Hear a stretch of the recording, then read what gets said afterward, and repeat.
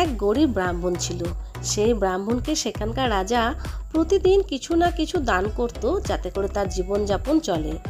একদিন এক ব্যক্তি ওই ব্রাহ্মণকে বলে, আপনার তো রাজার দানে বেশ ভালোই দিন কাটছে। এই কথা শুনে ব্রাহ্মণ বলে, আমাকে রাজা নয়, ভগবান দান দেন। সেই ব্যক্তি জিজ্ঞেস করে, কোন ভগবান? ব্রাহ্মণ বলে, যিনি আমাদের সৃষ্টি করেছেন, সেই সৃষ্টিকর্তা ভগবান। সেই ব্যক্তি একথা রাজাকে বলে দেয়। একথা শুনে রাজা খুব রেগে যান এবং সেই ব্রাহ্মণকে দান করা বন্ধ করে দেন। তারপর একদিন রাজা তার রাজপ্রাসাদে একটি খুব বড় পূজার আয়োজন করেন। সেই পূজাতে রাজা খুশি হন এবং একটি তরমুজের ভেতরে প্রচুর স্বর্ণমুদ্রা ভরে পুরোহিতকে সেই তরমুজটি দেন।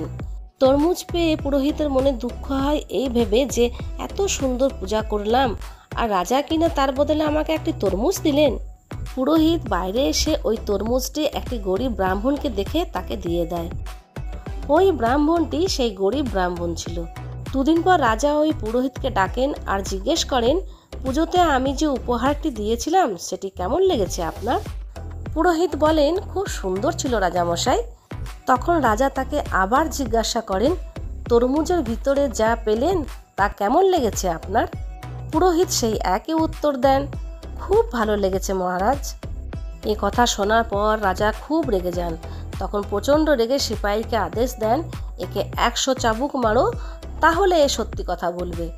তখন পুরোহিত ভয়ে বলে ওঠে, রাজামশাই, ওই তরমুজটি আমি এক গরিব ব্রাহ্মণকে দিয়ে দিয়েছি। বন্ধুরা, এই কাহিনীটি থেকে আমরা এই শিক্ষাই লাভ করি যে যা কিছু আমাদের সাথে হয় সব কিছুই ভগবানের ইচ্ছায় হয়। তাই ভগবান দ্বারা প্রেরিত সেই মানুষটিকে ধন্যবাদ জানানো উচিত এবং ভগবানকে কৃতজ্ঞতা জানানো উচিত, কারণ তার ইচ্ছেতেই সব কিছু হয়। ঈশ্বরের আশীর্বাদে এবং গুরুজনদের আশীর্বাদে তোমরা সকলে খুব ভালো থেকো, সুস্থ থেকো, আনন্দে থেকো, এই শুভকামনা নিয়ে এখানে শেষ করছি। বাই।